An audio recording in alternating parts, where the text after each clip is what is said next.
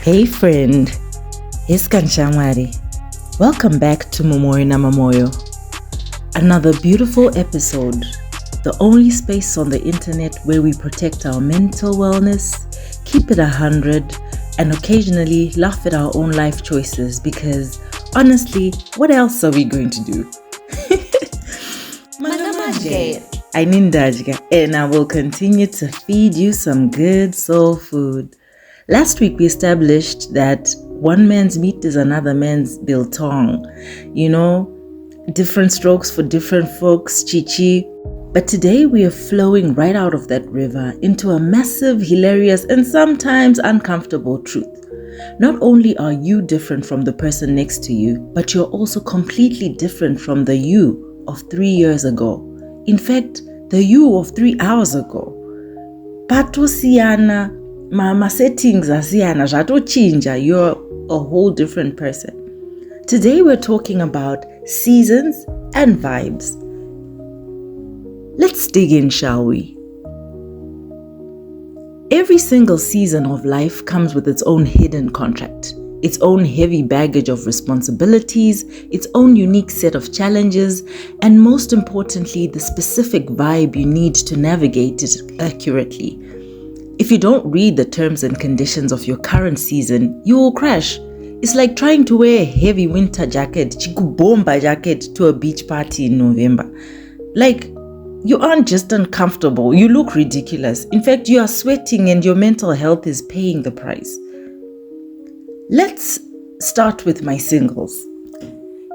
And please, let's stop treating single like it's just one big waiting room at the clinic. There's distinct levels to this game.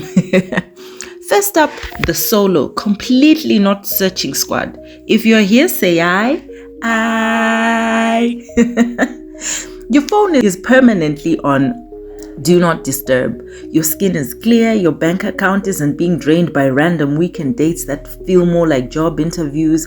You're not regretting what you did with Peter or Nancy last night. The responsibility?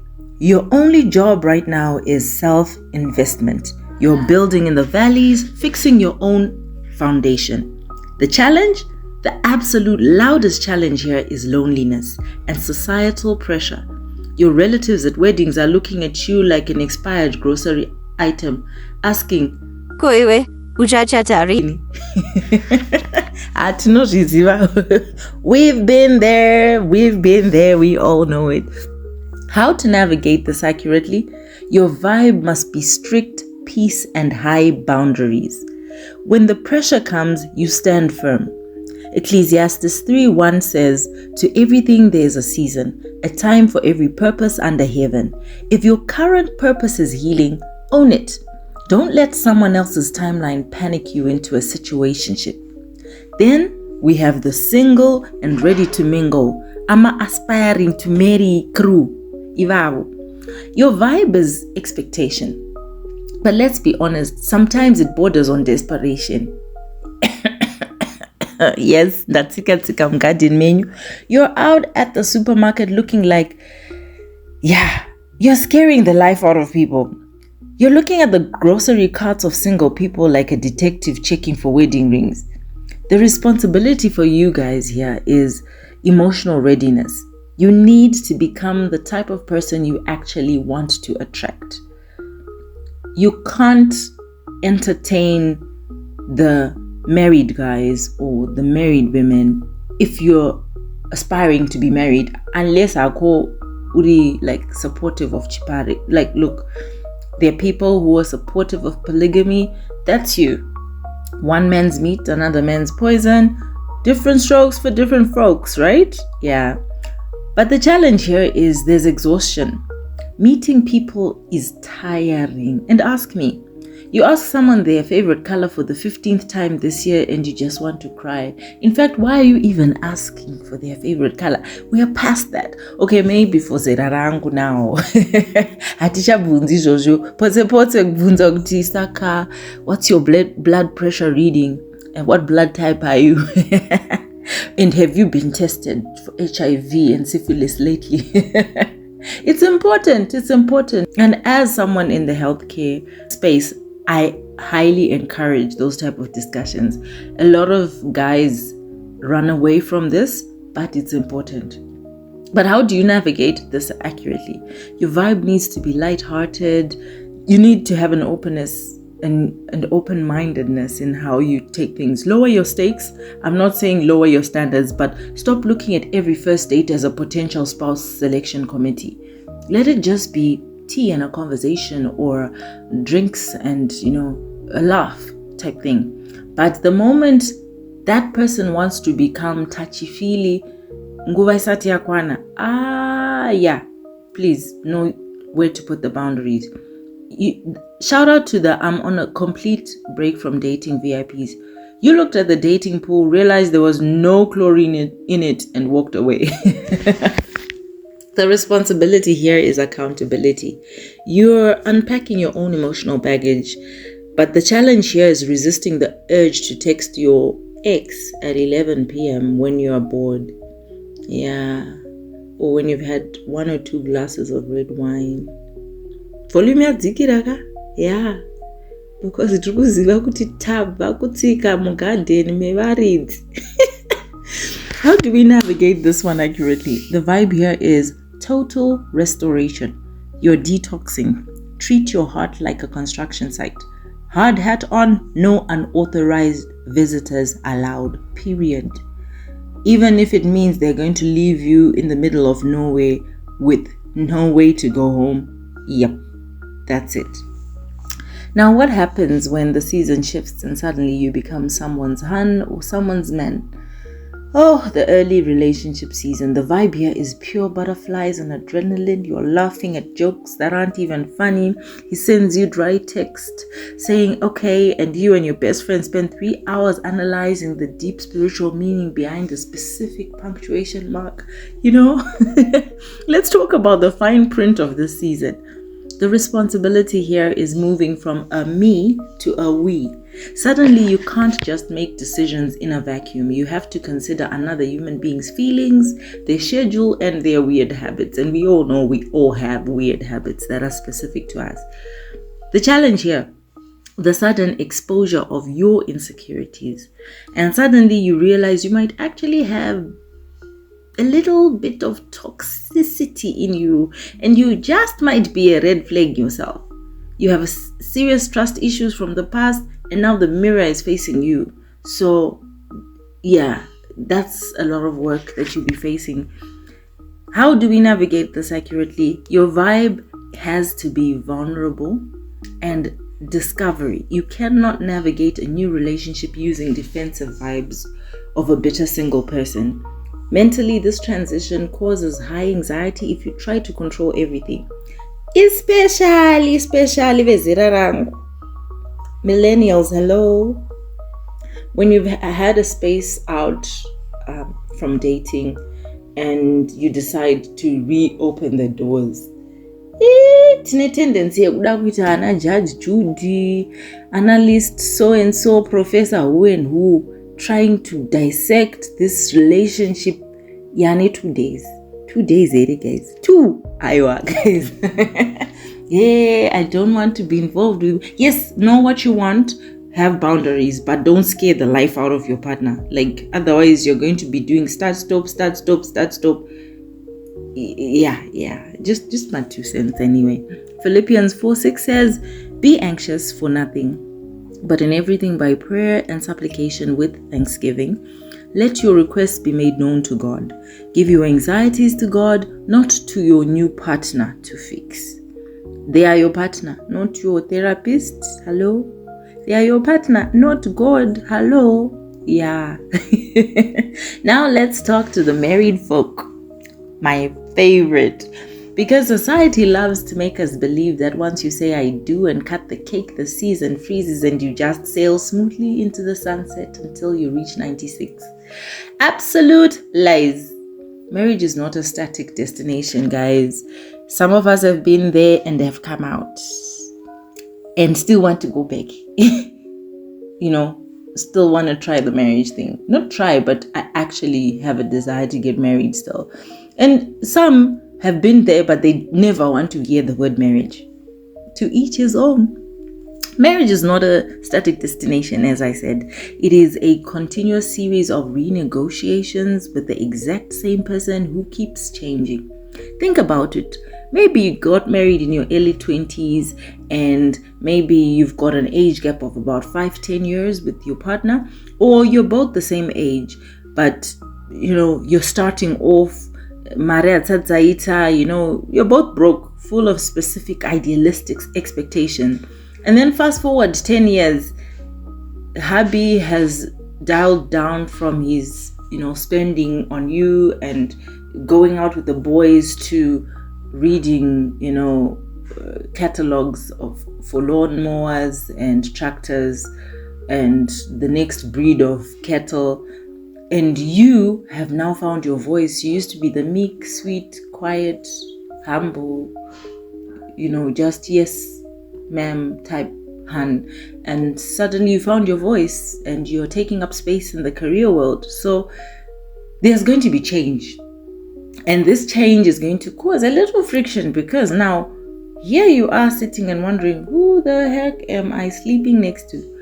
The responsibility here: manage actual life together, manage the bills together, manage the kids together, manage changing bodies and career. Can I highlight that again? Changing bodies and career. Can I just pull the guys out for a bit? Mafesang, when you marry your woman, she has a certain shape that she has that you fell in love with. Great. She has her baby and the shape changes a bit. Some have got genetic benefits in that they snap back to their usual body, or the body you fell in love with, within a month or two. Some will need a year or two. As a married guy, you should be able to go with the vibe of that season. Don't talk down on your wife or start making her feel some type of way. You took her from her family and said, I love you till death do us part. Wakatora, through thick and thin.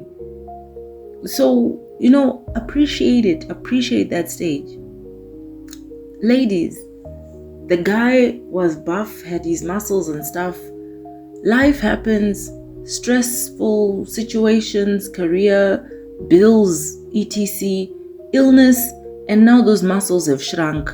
There's muscle wasting and you can't see the biceps no more. You made a vow, a covenant. Stand by him, help him, build him up, encourage him. Don't downplay him because now it's like, oh, the guy I wanted could carry me. No, he can't carry you, my man. Take it easy. So the romance will now require actual coordination and not just vibes, because you've got moments where wifey's just come from work, she's frustrated, she's tired, she still needs to get into the kitchen and sort out food for you and make sure the kids' homeworks are done and make sure everything for tomorrow for school is sorted, and then still come and attend to you, who's been sitting by the couch watching football, who also came from work, and it's about navigating every part of life together, not blame, shame, and guilt tripping. The challenge here is waking up one day and realizing you're sleeping next to a stranger because you both grew in different directions. Suddenly, the husband who used to love going out every Friday night wants to look at a solar panel and fix it, or watch YouTube videos about farming. The wife who used to be quiet, passive, has found a voice, her corporate ambition, and she's taking up serious space. Vakutonzi, CEO, director of what, and she's needed for this meeting, that meeting, and suddenly hubby is getting suspicious. Variko havo vanokonzeresa ma problems aya. However, as the Zimbabweans would pronounce, not all of us, but some. However, kune vamwe vanozokanganisa chi, vanokonzeresa the stereotype. But how do we navigate this accurately? If you bring your 22-year-old expectations into your 35-year-old marriage, you're going to create a war zone. Your vibe must shift to fluidity, curiosity, and grace. Be about learning your partner every day. Be about discovering this new person. It's like, instead of going to look for another woman to fulfill your fantasy, tell your wife your fantasy. Explore these areas together. You start hearing people say, but Mamoyo, you are busy advising many people who are Buddha, but how far?